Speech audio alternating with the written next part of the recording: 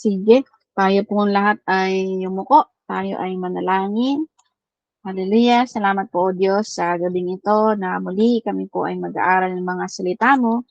Lord, hiling namin o God sa gabing ito na samahan mo kami at ng iyong banal na Espiritu, Lord, na patuloy o God na sa pag-aaral namin o Lord ay ikaw Lord yung magpahayag sa amin at patuloy Lord na maunawaan namin yung mga salita mo sa pag-aaral po namin ngayon sa 1 Thessalonians o God. At Lord, sa mga kapatid namin na wala pa, dako niyo po sila online o Lord para po makasama namin sa pag-aaral ng mga salita mo ngayong gabi o God.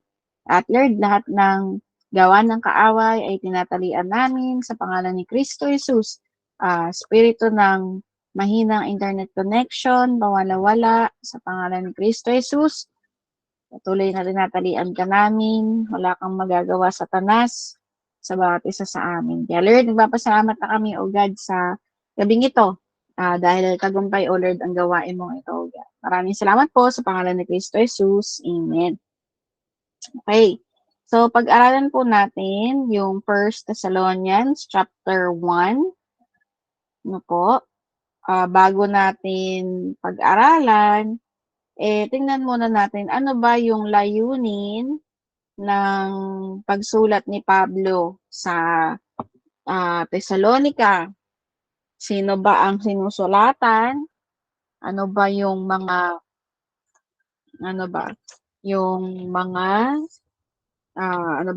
ayun nga, perspective na makikita natin dito sa unang Thessalonica. So, ang 1 Thessalonians, ang tema ng pagkasulat dito ni Pablo, sa aking pong nabasa, sabi niya, the hope of Christ's return comforts us and motivates us to godly living. So, ibig sabihin, yung pag-asa ng muling pagbabalik ng Panginoong Jesus, yung nagbibigay sa atin ng comfort, and yung nagpo-push sa atin or nagmo-motivate sa atin na mamuhay na ayon sa gusto ng Diyos o godly living, no? Sa pamumuhay, yung Christian living natin. At nakita din natin dito yung purpose, no? Yung purpose dito ni Pablo, sabi niya, ginawa ang sulat na ito upang palakasin ang loob at bigyan ng muling katiyakan ang mga Kristiyano doon. So, sa Thessalonica. So, sabi dito na ang Thessalonica ay siyang punong lungsod ng Macedonia. So, pag nakita po natin yung may papakita po ako sa inyo, no? Wait lang. Para maunawaan natin yung gaano ba kalayo yung Thessalonica sa Akaya at saka sa Macedonia. Yan, tingnan natin, no? Yan. Buksan natin ang malaki. Yan. Ito na yung aking ano. Yan. Okay. So, ayan. Kita nyo ba? Thumbs up naman kayo kung nakikita nyo. Okay. So, okay. So, sabi nga po, na ang Thessalonica ay siyang punong lungsod ng Macedonia. So, kita natin yung Macedonia. Nandito. Ay, hindi niya pala kita yung ano ko. Aking tawag dito, mouse.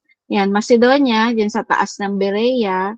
Tapos, kumbaga, ang putong lungsod ay, kung i-ano natin ay, ano bang magandang term? Kumbaga, yung pinaka major na lugar. Capital Let's city. say, yon, capital. So, yung capital ng Macedonia ay ang Thessalonica. Okay? So, sabi dito, isang lalawigang Romano. Si Pablo ay nagtatag doon ng isang iglesia pagkagaling niya sa Pilipo. So, after ng sa Pilipos, naggawa naman siya nagtatag siya ng church sa Thessalonica, no? Itong sa Thessalonica, as in walang believer dito or wala talagang tawag dito, mga nananampalataya sa Panginoong Hesus. So, ito makikita natin dito kung paano ba mababasa natin sa Acts 17 yung pangyayari kung paano naumpisahan yung church sa Thessalonica. So again, before nga sila nagpunta ng Thessalonica, sa chapter 16 ba? Tingnan nga natin. Oh, yeah. Chapter 16 ng third passage verses 11 hanggang dito sa 40, ito yung sa Filipos. Ito yung kung paano yung nangyari sa pagtatag ng church sa Filipos at sa 17 verses 1 hanggang 9, no? O ito na, ayan, yan buong chapter 17. Ito yung patungkol sa Thessalonica na napakabilis ng pangyayari ng pagkakatatag ng church doon dahil meron ngang ilang mga Hudyo na pumigil o nainggit, no, sa kanila. Lalo na kay Pablo dahil marami talagang sumusunod at nananampalataya sa Panginoong Hesus dahil sa kanyang pagpapahayag. Mababasa natin yan sa chapter 17. So again, ang Thessalonica ay isinulat dahil gusto ni Pablo na talaga maging matatag pa sila sa pananampalataya in spite of tawag dito ng mga persecution na nararanasan sa iglesia doon. No, basahin ko lang, no? Di nagtagal at nalungat siya ng ilang Hudyong nainggit sa kanyang tagumpay sa pangangaral sa mga di-Hudyo. Dahil dito, napilitan siyang umalis doon at nagtuloy sa Berea.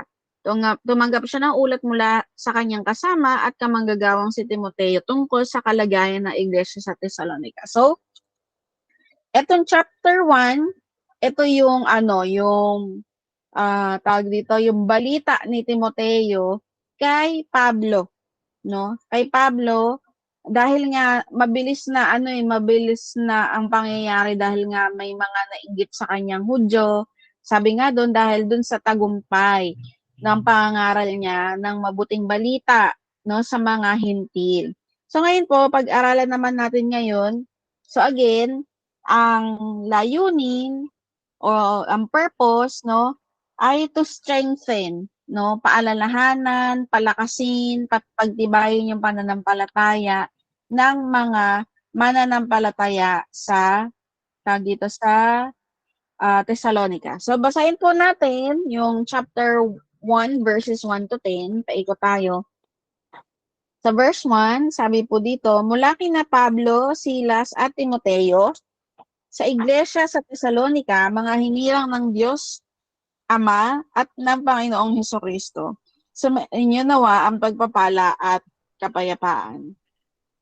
Sa verse 2, sabi dito, ang pamumuhay at pananampalataya ng mga taga-Thessalonica. Sa verse 2, lagi kami nagpapasalamat sa Diyos dahil sa inyo at tuwinay sinasama namin kayo sa aming dalangin. Verse 3, ginugulitan namin ang sa harapan ng ating Diyos at Ama ang inyong mga gawain bunga ng pananampalataya, ang inyong mga pagpapagal na udyok ng pag-ibig at ang matibay ninyong pag-asa sa Panginoong Kristo. Sa core, mga kapatid, nalalaman namin na kayo pinili ng Diyos na nagmahal sa inyo. 5. Sapagkat ang magandang balitang lubos naming pinaniniwalaan ay pinahayag namin sa inyo hindi lamang sa pamamagitan ng salita kundi sa ng kapangyarihan ng Espiritu Santo. Paano kami namuhay sa ito ng ilang sa inyo. Verse 6, at sinunod naman ninyo ang halimbawa namin at ng Panginoon. At bagamat nagtiis kayo ng hirap, tinanggap ninyo ang aming iniaral ng may galak na mula sa Espiritu Santo. Verse 7, kaya't naging huwaran kayo sa mga kapatid sa Macedonia at Akaya. Sa 8, sapagkat hindi lamang ang salita ng Panginoon ang lumaganap sa Macedonia at Akaya sa pamamagitan ninyo, pati ang balita tungkol sa inyong pananampalataya ay kumalat sa lahat ng dako, ano pat hindi na kailangang magsalita pa kami tungkol dito. 9, sila na ang nagbabalita kung paano ninyo kami tinanggap. Sila rin ang nagsabing pinarigtan na ninyo ang pagsamba sa Diyosan upang maglingkod sa tunay at buhay na Diyos. At maghintay sa pagbabalik ng kanyang anak mula sa langit.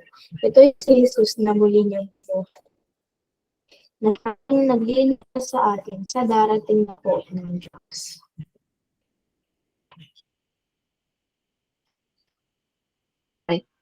Okay. So, ito nga, sinimulan ni Pablo ang 1 Thessalonians, no, sa pasasalamat sa ating Diyos. No, usually, ito nga sa nabasa ko, no, basahin ko lang sa inyo po, no. Again, yung purpose is to strengthen the Thessalonian Christians in their faith and assure them of Christ's return.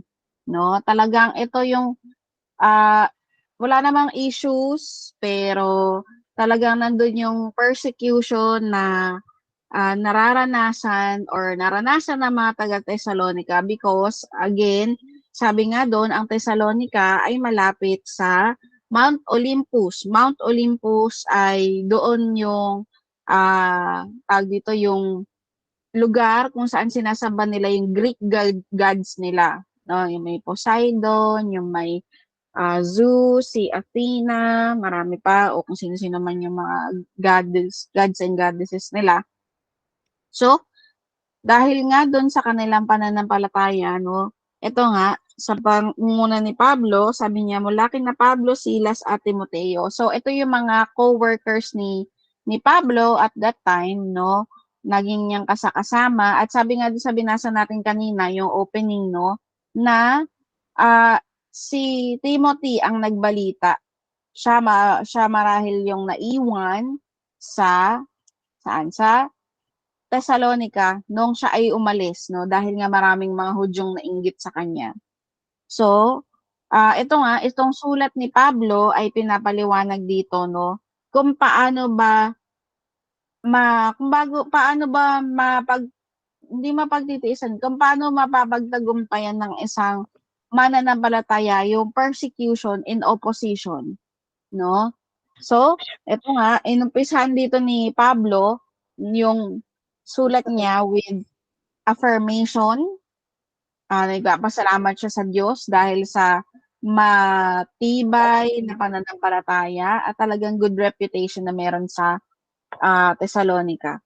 So, again, sinabi dito ni Pablo sa iglesia sa Thessalonica, mga hinirang ng Diyos Ama at Panginoong Kristo. So, talagang sila ay pinili, no? They were set apart, they were chosen by God, no? At ng Panginoong Jesus. At lagi niyang binabanggit, di ba, yung grace and peace, no? Ang sumainyo o ang ma-receive nila na the more na makilala ang Panginoong Jesus, maunawaan yung salita ng Diyos, ay talagang more grace at more peace yung mararanasan ng mga nananampalataya sa Panginoong Jesus. At ito nga, no, sabi dito, ang pamumuhay at pananampalataya ng mga taga-Thessalonica. So, verse 2, kita natin laging nung sa previous na pinag-aralan din natin sa Colossians, no, nabasa natin din doon na talagang kasama sa panalangin yung mga believers. Ganun din. Nakita natin yung sequence kung paano sumulat si Pablo. Talagang una, sabi niya, lagi niyang ipinapanalangin, lagi siyang nagpapasalamat sa Diyos dahil doon sa outcome ng pagpapahayag ng salita ng Diyos at kung paano kumilos ang Diyos. Sabi dito, lagi kami nagpapasalamat sa Diyos dahil sa inyo at tuwina'y isinasama namin kayo sa aming dalangin. So nakita natin yung attitude na meron si Pablo, no?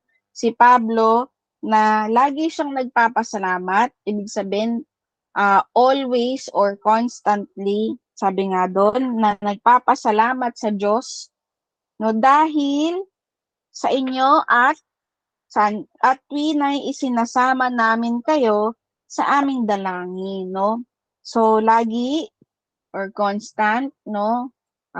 Talagang lagi siyang nananalangin, nagpapasalamat sa Diyos dahil dun sa ginagawa ni tawag dito ng ng Diyos sa mga nananampalataya. At sabi pa dito, ginugunita namin sa harapan ng ating Diyos at Ama ang inyong mga gawang bunga ng pananampalataya. Ibig sabihin, talagang inaalala nila. Inaalala ni Pablo kung paano ba, no? Sabi nga, ginugunita namin sa harap ng ating Diyos Ama. So siguro kapag talagang habang nananalangin itong si Pablo, talagang naaalala niya, no? Kumbaga nare-reminisce niya, no? Kung paano ba yung action, no? Siguro sa time na kasama ni Pablo itong mga taga-Tesalonica sa maikling panahon, nakita niya kung paano talaga nagbunga yung pananampalataya nitong mga Tesalonica.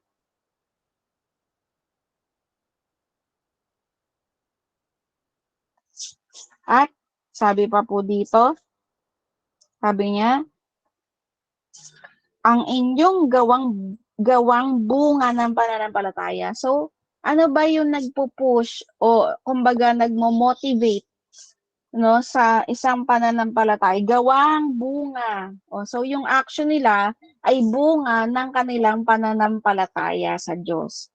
No, yung ginagawa ng mga taga-Tesalonica siguro nagpapahayag sila ng salita ng Diyos o nagsuserve sila sa kanilang iglesia.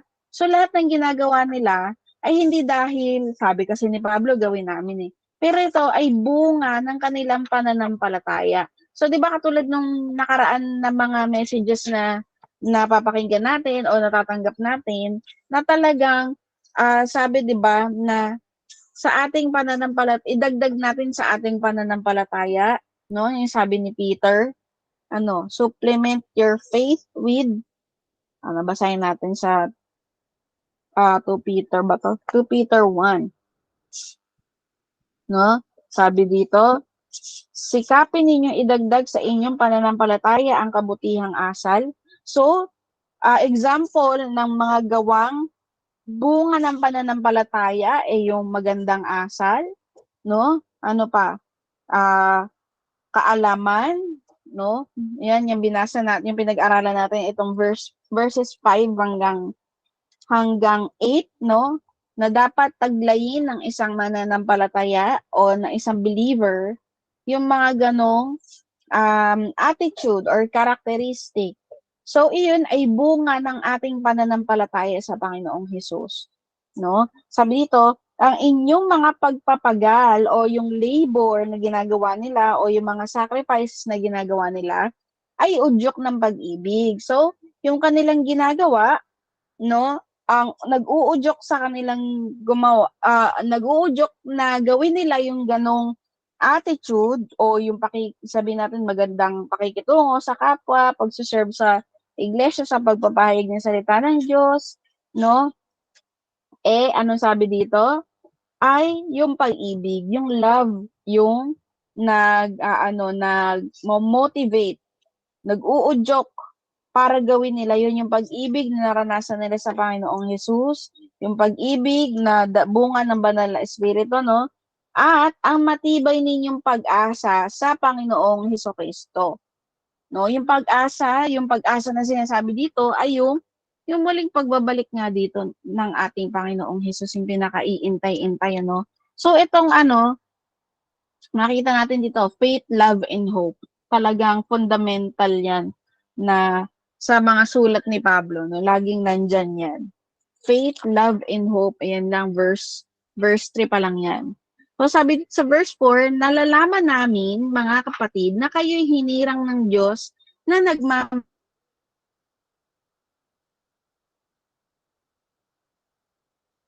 sa inyo. So makita natin dahil sa pananampalataya meron itong mga o talagang sila ay pinili ng Diyos na talagang inihanda ng Diyos ang kanilang puso, talagang sa pakikinig ng salita ng Diyos, no, sa ni-receive nilang Word of God, talagang nagbunga yung pakikinig nila at nagbunga yung pangangaral ni Pablo. Kaya sabi niyo, nalalaman namin, mga kapatid, na kayo'y talagang hinirang ng Diyos, no, dahil na din sa outcome ng kanilang pananampalataya, no. Sabi pa po dito, ang mabuting balita na lubos naming pinaniniwalaan ay ipinahayag namin sa inyo. Hindi sa salita lamang, no? Hindi sa pamamagitan lang ng salita ni Pablo.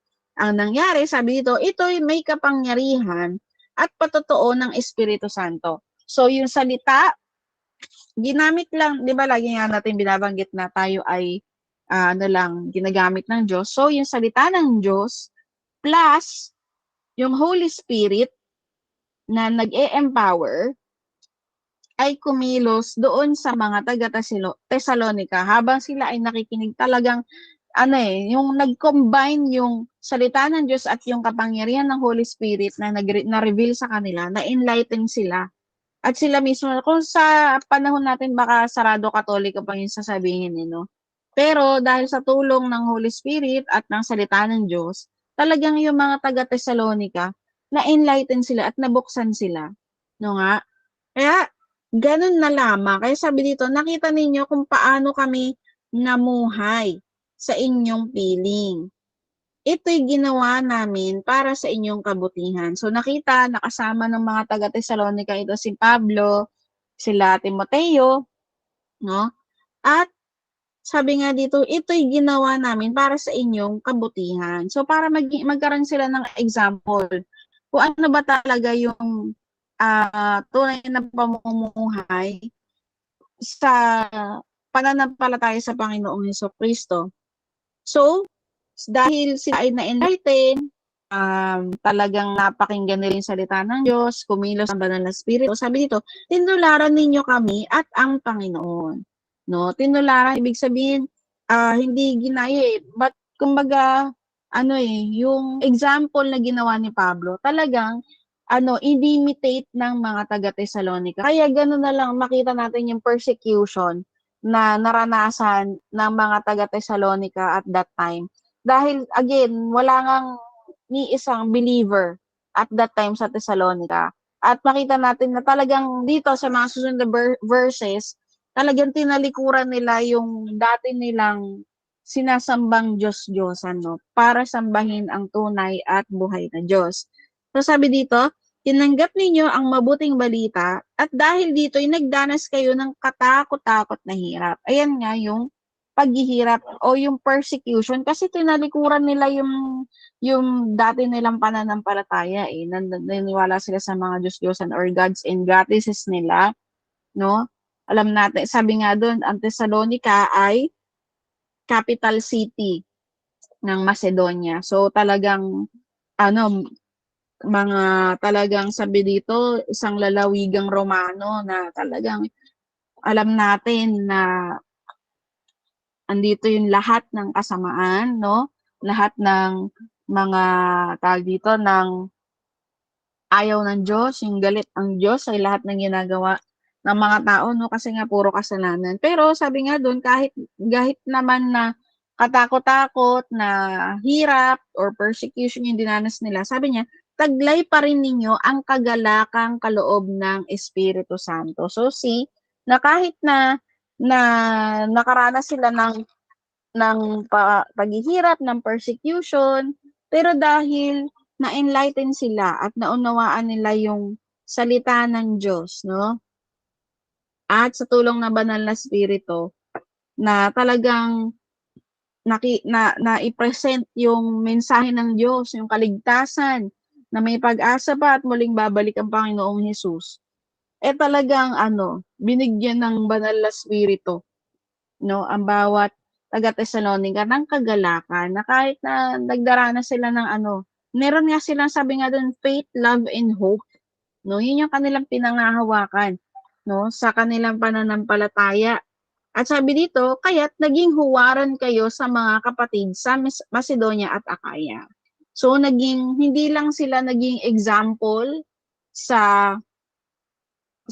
kanilang sarili o sa bawat isa sa kanila. Sabi nga doon, naging example sila, no, sa lahat ng believers, no, sa Macedonia at Akaya. So probably ito talagang kung naging example sila, so ibig sabihin tinularan din sila, no, na bagamat sila ay dumaranas ng persecution or kini-question sila, bakit niyo tinalikuran yung pananampalataya niyo? Hindi na kayo belong dito. Pwedeng ganun, pinagtatabuyan na sila dahil inayawan na nila yung dati nilang faith. Pero dahil nga matibay ang kanilang pananampalataya sa Panginoong Hesus, no, umabot sa Macedonia at Akaya yung kanilang ginawa, no? Sabi nga doon na yung kanilang gawang bunga ng pananampalataya na may udyok ng pag-ibig at matibay na pag-asa sa Panginoong Jesucristo. What else? Sabi ito, sapagkat hindi lamang salita ng Panginoon ang lumaganap sa Macedonia at Akaya. So probably itong mga taga-Thessalonica, no, dahil sa enlightenment and sa truth na kanilang na-receive, no, nung naipahayag sa kanila yung mabuting balita ng kaligtasan. Sabi nga din, di ba, talagang nagkaroon ng bunga yung kanilang pananampalataya, and probably yung bunga na yun ay yung ipahayag, ma-share din yung mabuting balita ng kaligtasan. So, sabi dito pa, no, lumaganap, hindi lang yung word of God yung lumaganap, sabi pa dito, pati ang balita tungkol sa inyong pananampalataya ay kumalat sa lahat ng dako. So una, naging example sila sa mga kapwa believers nila sa Macedonia at Akaya, but hindi lang iyon. Naibahagi yung mabuting balita at nalaman din ng maraming unbelievers yung kanilang pananampalataya. Kaya makita natin ganun na lang yung persecution na talagang dinanas nila dahil baka anong napulot ninyo dyan? Anong nakuha ninyo? Ano bang napakinggan ninyo? O ba't tinalikuran ninyo yung pananampalataya? And yet maganda naman yung naging outcome, no? Sabi dito, hindi na kailangan magsalita pa kami tungkol dito. So, hindi na kailangan pang magpaliwanag ni Pablo or magpahayag sa kanila dahil yung kanilang action mismo, yung kanilang pananampalataya sa Panginoong Hesus, yung nagpahayag. Nagpahayag kung sino ba talaga ang Panginoong Hesukristo na kanilang tinanggap. Sabi pa dito, sila na ang nagbalita kung paano ninyo kami tinanggap. Sila rin ang nagsabing tinalikdan na ninyo ang pagsamba sa mga Diyos-Diyosan upang maglingkod sa tunay at buhay na Diyos. Ayan. So makita natin, no, nang talagang yung ma-enlighten ka, yung ma-receive mo yung word of God at ini-reveal sa iyo ito ng banal na spirito, talagang tatalikuran mo yung ganong pamumuhay yung dating pamumuhay Kaya sabi dito, no, talagang pinursue nila na maglingkod sa tunay at buhay na Diyos. No? Siguro sa konting panahon lamang na nakasama ni Pablo, talagang dahil nga makita natin yung pagkapili sa kanila ng Diyos kaya ganoon na lang yung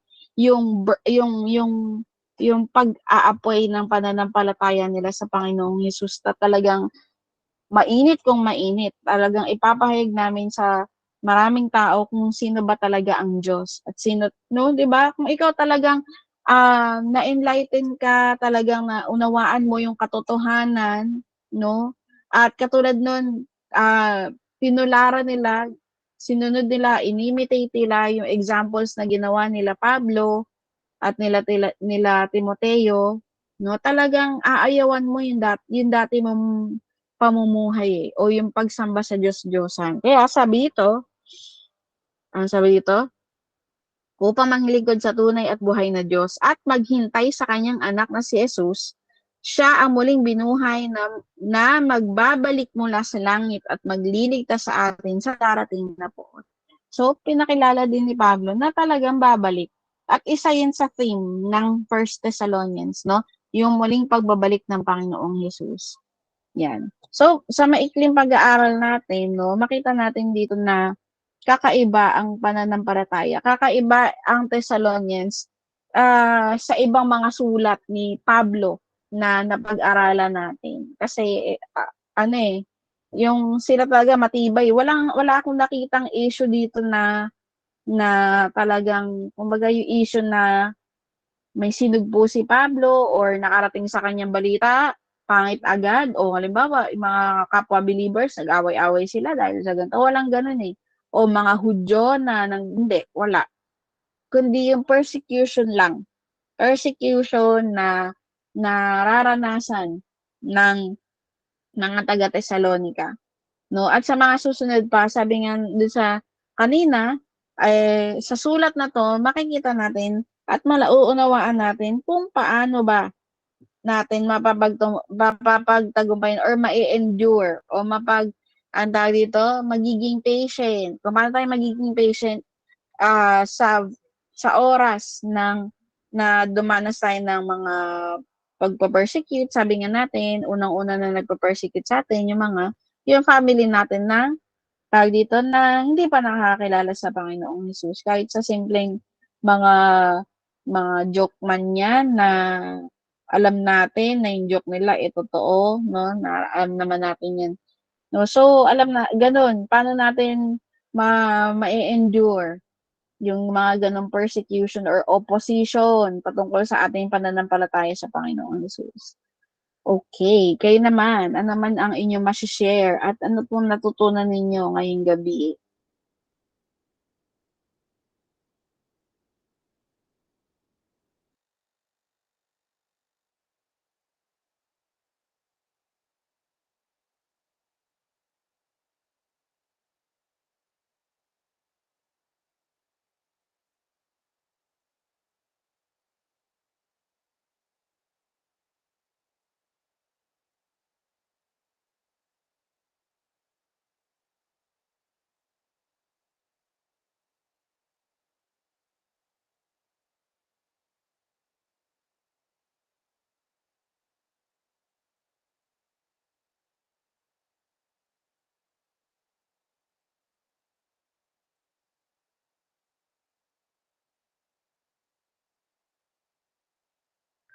Wala po? Okay na? Malinaw na ba?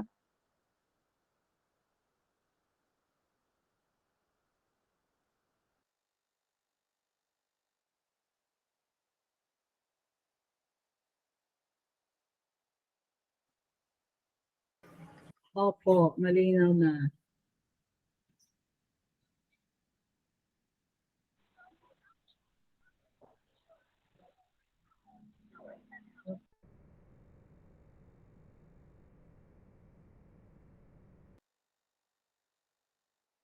Kita lang natin doon yung kung paano kumilos yung Lord sa buhay ng mga taga-Thessalonica, di ba? Na kahit na saglit lang sila Pablo doon, pero yung word ng Lord na nahayag sa kanila, talaga namang talagang naipamuhay nila, di ba? At makikita natin yung pagkapili sa kanila ng Panginoon. Na sinabi na nga ng salita ng Diyos na, di ba, pinili na tayo ng Lord. Hindi pa man tayo na ipapanganak, pinili na tayo. Kaya, mangyayari talaga yun dahil sabi ng Lord yun eh. Sila, kahit saglit lang sila Pablo nang nangaral sa kanila, talagang naipamuhay nila talaga yung salita ng Diyos. Kaya nga, di ba, yung salita ng Diyos ay lumaganap at naging parang huwaran sila, di ba? Nakita ng mga tao na yung pagkilos ng Panginoon sa kanilang buhay. Diba? Kaya kahit na sila ay naghirap, kahit na sila ay na maraming persecution, diba? Hindi nila tiningnan yung persecution na yun, kundi tiningnan nila yung Diyos na mayroon sila. Ayun. Amen. Ako naman, makita natin dito yung yung impact ng pamumuhay nila bilang Kristiyano. Talagang sabi nga dito sa dito sa verse 9, dun sa verse 8, sabi rito, ano pa't hindi na kailangang magsalita pa kami tungkol dito. Sabi dito, sila na ang nagbabalita kung paano ninyo kami tinanggap. So makita natin din dito yung kanilang buhay pananampalataya niya na hindi na sila yung nagpapatotoo, kundi meron ng ibang tao na nagpapatotoo na na nakakita ng talagang tapat nilang pananampalataya. Tapos sabi pa rin doon merong 3 tanda ng tunay na conversion, 'no? Nung ibig sabihin na talagang sila ay na-convert, sabi nga dito sa verse 9 din, sabi dito, sila rin ang nagsabing tinilikdanan ninyo ang pagsamba sa mga Diyos-Diyosan. No, makita natin dito na talagang yung mga idols, talagang tinalikuran na nila yan. No, ang Diyos na ang sinamba nila. At doon pa rin sa 9 na yun, dito sa 10 ah,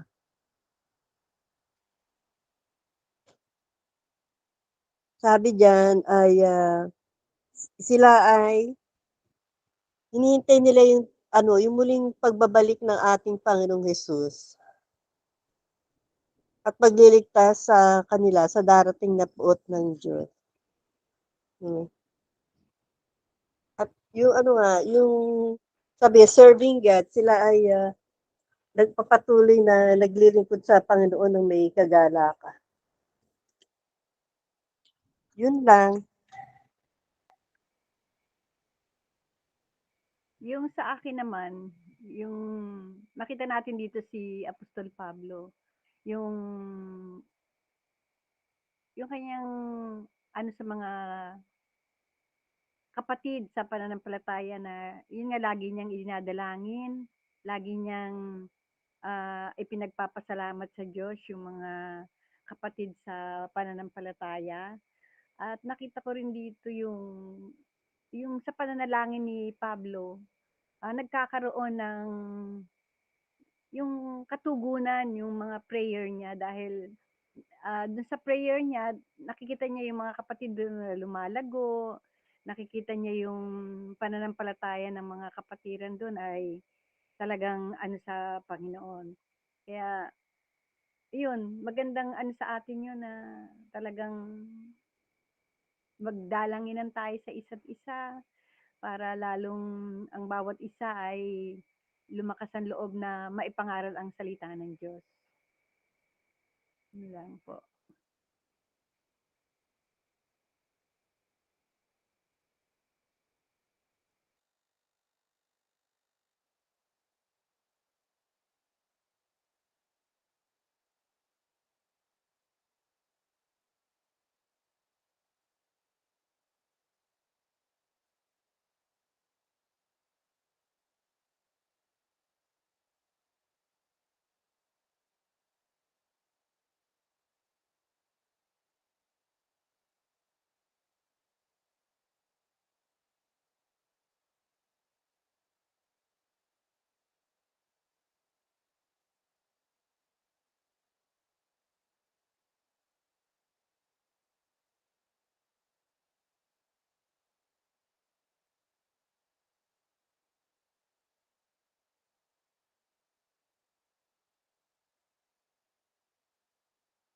Walang sound, Sister Trixie.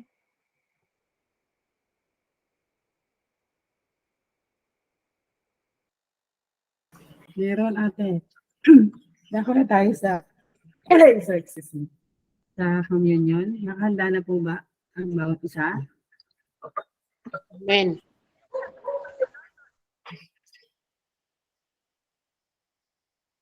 Okay, taas natin ang tinapay. Hallelujah. Hallelujah, Jesus. Hallelujah. Purihin ko Diyos. Panginoon, Panginoon Hesus Kristo, tinataas namin ang tinapay ng ito na sunduro na iyong katawan na punong-puno ng sa atin. Pagsalamat Panginoon, nagkaroon kayo ng buhay, nagkagay, at nag-release kayo ng Panginoon dahil sa puso. Salamat po, Panginoon. Tanggapin po natin. Ganon din po, Panginoon. Tinataas namin ang po ito na simbolo ng iyong dugo, nabubos sa Kalbaryo, upang ang lahat ng aming karamihan ay malinis na, Panginoon, at magkakaroon na kami ng buhay na walang hanggan. Salamat po, Panginoon. Jesus name. Salamat po. Maraming salamat po, Panginoon, sa presensya mo ngayong gabi. Salamat po, Panginoon, sa pinahayag ng mensahe na sa kabila ng persecution ay nandiyan ang Espiritu Santo, Panginoon, na nagpapatibay ng aming pananampalataya. Kaya Lord, habang kami ay naghihintay sa inyong pagdadating, Panginoon, pagtibayan mo pa ang aming pananampalataya na kasing tatag, kasing tibay na isang tunay na bato, Panginoon, na sa kabila ng pasubok ng mundo ito, situation man, o anuman ang problema na aming tatahatin, Panginoon, ay hindi kami matitinag sapagkat ang iyong banal na Espiritu ay siyang nagmamanifest sa bawat isa sa amin, lalo na Panginoon, sa aming mga puso. At sa mga susunod na aming Bible study, Panginoon, bigyan mo po, Panginoon, ng revelation pa ang aming tagapagturo, bigyan mo siya ng knowledge of wisdom na nanggagaling po sa inyo, Panginoon, at sa aming mga tagapakinig, bigyan mo pa kami, Panginoon, ng sapat na pag-unawa at i-open mo, Panginoon, the eyes of faith, Panginoon, at nawa ay ang inyong banal na Espiritu, ang siyang kumilos sa aming kalagitnaan. At sabi mo sa iyong salita, Panginoon, kung nasaan merong isa o dalawa at tuman ang nakapatipon sa iyong banal na kamalan, ay nandoon, Panginoon, ang iyong presensya. Kaya Lord, salamat po dahil nakapalad namin dahil sa pagkakataong ito ay nandito pa sa aming kalagitnaan. Kaya purihin ka, O Diyos, at sa iyo, Panginoon, ang mataas na papuri dahil sinamahan po ninyo kami sa aming pag-aaral na iyong salita sapagkat ito, Panginoon, ang nakakalugod sa iyong trono, Panginoon, na aming pag-nagay-gayan, araw man o gabi, ang iyong mga salita. Salamat po, Diyos, at itanin mo ang lahat ng ito sa aming puso para sa ganon ay nandoon yung patnubay ng iyong banal na Espiritu na hindi na kami babalik pa muli sa nakaraan naming buhay. Kaya salamat po, Panginoon, dahil tinanggal mo na kami sa loob ng buhay namin at meron na kami buhay na walang hanggan kasama ng Panginoon. Kaya nagpapasalamat po kami ngayon gabi at ginabalik namin sa inyo ang lahat ng papuri, pasasalamat, kalwalhatian, kadakilaan, kapangyarihan sa inyo lamang, Panginoon Jesucristo. In the mighty name of Jesus Christ we pray. Amen.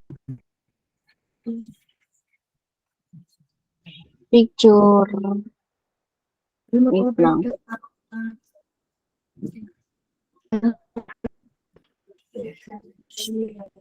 True. Ready. Wait, wala pa kayo. Wala kami. Wala. Pinindot niya ba? Saan na kayo? Ikaw mag-ano Saan yan? na kayo? Meron kami dito.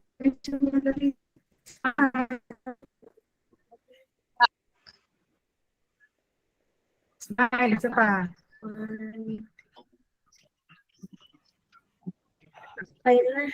Wala kami, see? Ayan, meron na. Meron. Ayan na. Wait lang, tagal eh.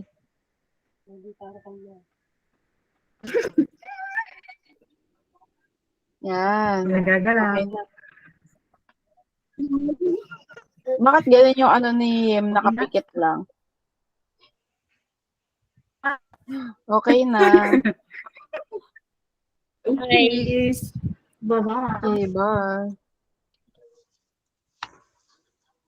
Bye-bye. Bye. Bye. Ki, Ako dito, bakit ang daming ano?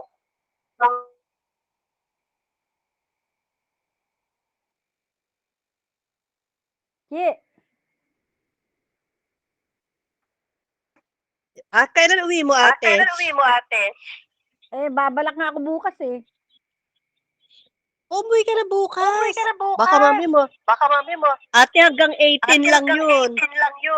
Kaya nga eh. Baka maubusan Saka ka sayang ng pag... Sayang yung form Ano ko oras doon. ka Yung uwi? Hanggang ano oras ba doon? Iagahan mo. Baka nga hanggang alas 3 lang ang ano eh, no? Biyason. Hoy, bakit anong oras ka ba darating? Umalis ka Hindi, sa dyan ng tanghali. maaga, ate. Kaya nga. Sila Eran ba nakakuha na, ate? Madaling araw. Oo, magbiyahe ka na. Ikaw, 4 na oras ang biyahe mo, di ba? Oo. Sila Raquel, bukas pa ng gabi, babalik doon. Sa La Union. Kasabay siya ni Miles. Oo, kasi para kasama makapaglibing din siya. Ay, kailan ba ang libing? Martes. Hindi siya papasok.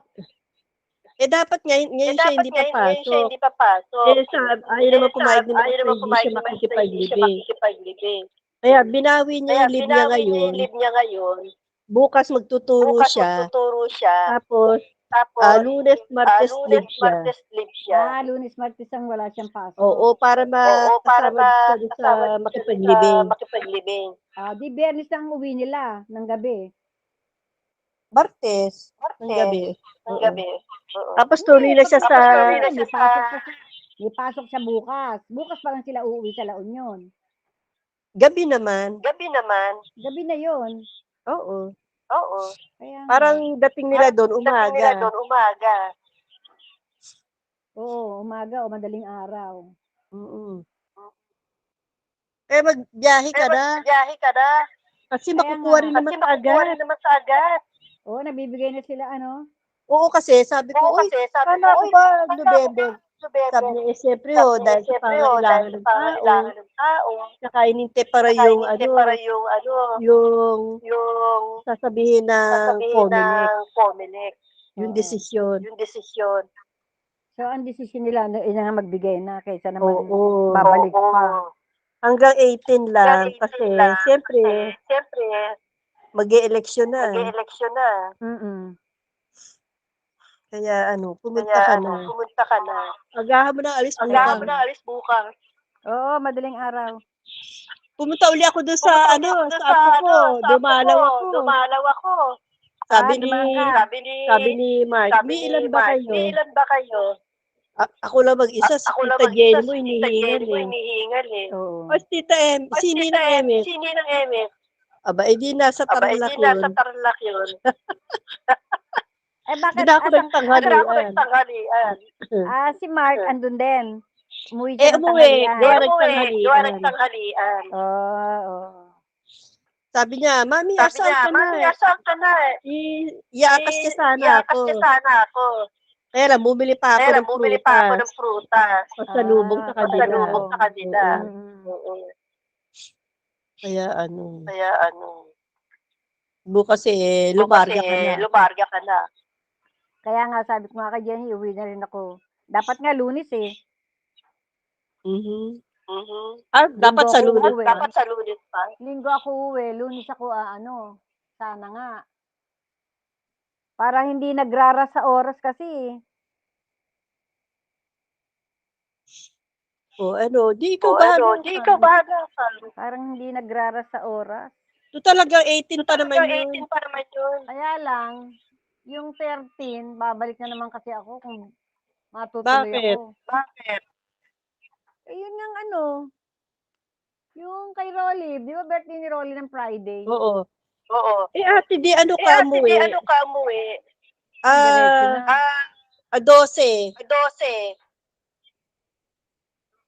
Para, Kasi hanggang 18 naman ang pasahan dun eh. Kaya nga eh. Oo, para Sabi hindi ka mo, Jenny, pabalik-balik. Oo, yun nga eh, iniisip ko nga.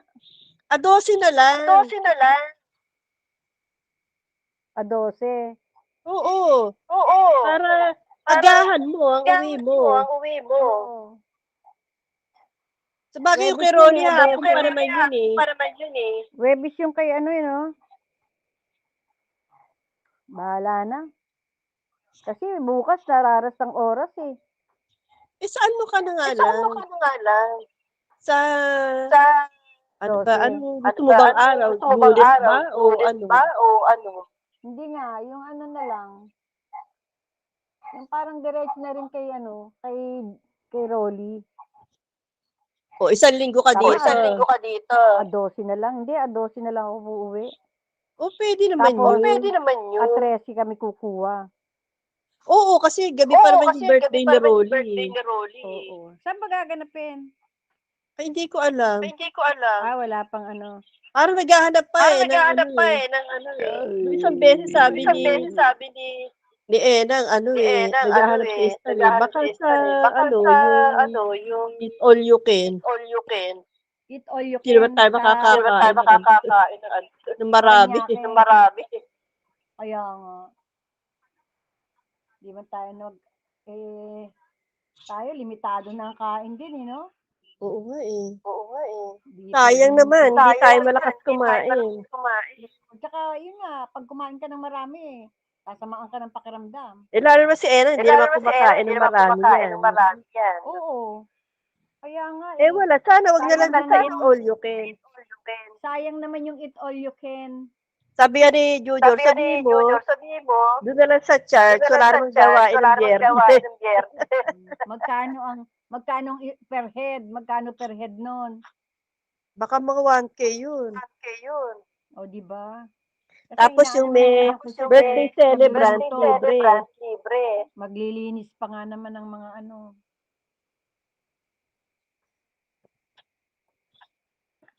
Ang mamahal kasi ng ulam. Kasama ko dapat si Kuya Peter mo bukas eh. Saan? Uwi dyan. Kukuha rin siya ng kanya. O di sa, ano na nga. Sa Sabi 12 niya, na. Sabi niya, magkano kaya makukuha ko doon? Eh, di ba nung nakukuha siya noon, 1.8 lang. Ay, 1.5. Meron ba siya laboratory? Meron siya laboratory, binalik sa kanya. Bakit? Hindi ko alam. Sinong nagbalik? Si Tomboy yata yun. Ako nga binalik yung ano ko ate eh. Yung result ng ECG ko. Hindi naman nila kinukuha yun eh. Ang laboratory kinuha sa'yo. Oo. Yun. Tapos nung binigyan na ako ng pera, sabi, itabi niyo ho ang result niyan. Sabihin, kailangan makita yung laboratory na yun na nakalagay doon. Na gagawin sa'yo. Sabi, itabi niyo ho yan dahil sa susunod, yan ho ang titingnan. Yung huling laboratory mo. Oo, halimbawa, di ba nagpasa tayo ng laboratory? Kailangan magkaroon ng result yun. Yun ang titingnan. Yun ang gagawin sa'yo, yung pinasa ng lab na yun. Eh, di ba nga, yun nga yung ano. Di ba may ano siya? Ano? May result yun. Di ba may result yung lab na yun? Oo, hindi. Ibig sabihin, di ba yung susunod na gagawin sa'yo? Ito naman, di ba nagpapalaboratory tayo uli? Oo, pero ate, yung mga check doon, yun ang susundin mong gagawin sa'yo. Kaya tayo binigyan ng pera eh. Oo. Ayun, Bakit doon sa mga laboratory, yung iba doon wala sa papel mo? Hindi naman. Basta ibig sabihin, di ba yung request for laboratory, yung magiging result nyo, kasi yun ang papagawa mo eh. Ay itabi yun dahil yun daw ang titingnan. O kaya, bawa yung ECG. Oo. Halimbawa, yung ano mo, yung sa FBS, halimbawa, may check yung FBS, yung acid, cholesterol. Kailangan. Lipid profile. Mm-mm. Oo. Pasok yun lahat. Oo, lahat yun. Yung check doon na ilalapit sa'yo. Kailangan yun ang maging, tabi mo yung result nun, titingnan nila yun. Oo. Oo. Talaga naman may result yun eh. O hindi, pinaalala lang ng babae. Kailangan nakatago yung mga ganun talaga. Oo. Kasi baka babasihan nila ulit yung ano. Lagi doon lang tayo sa ano.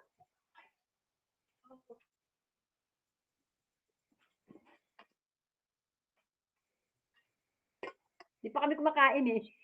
Hindi pa. Kami rin. Kakain kami ni Kuya Peter. Anong ulam nyo? Sinampalukang manok si Iyang. O dito sa Ang sarap. sarap. Tayo dyan. Anong niluto nyo kanina? Di ba nag-celebrate kayo? Ha? Oo, nagpansit lang kami. Tapos puto. Ah. Yun lang. Kasi birthday ni Hana, di ba? Tapos Oo. yung birthday ko sister mo noon, hindi naman ako nakabigay sa kapitbahay. Pinagsama ko na. Yan ako na yun. Hati nga tayo. Hindi mo ako naintindihan. Hati tayo. Diyan ka na magkutsara. Dito na rin ako kutsara. Oh, kutsara to. Sabi ko, hati na kami doon sa kanin sa plato. Hindi na ako magpa-platong iba.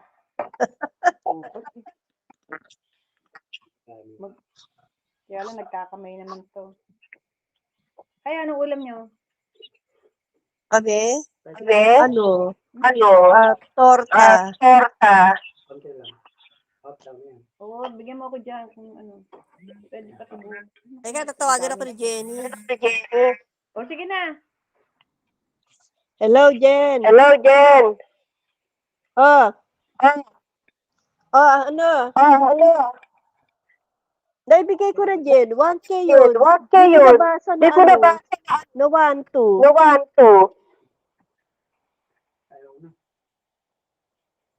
Jen?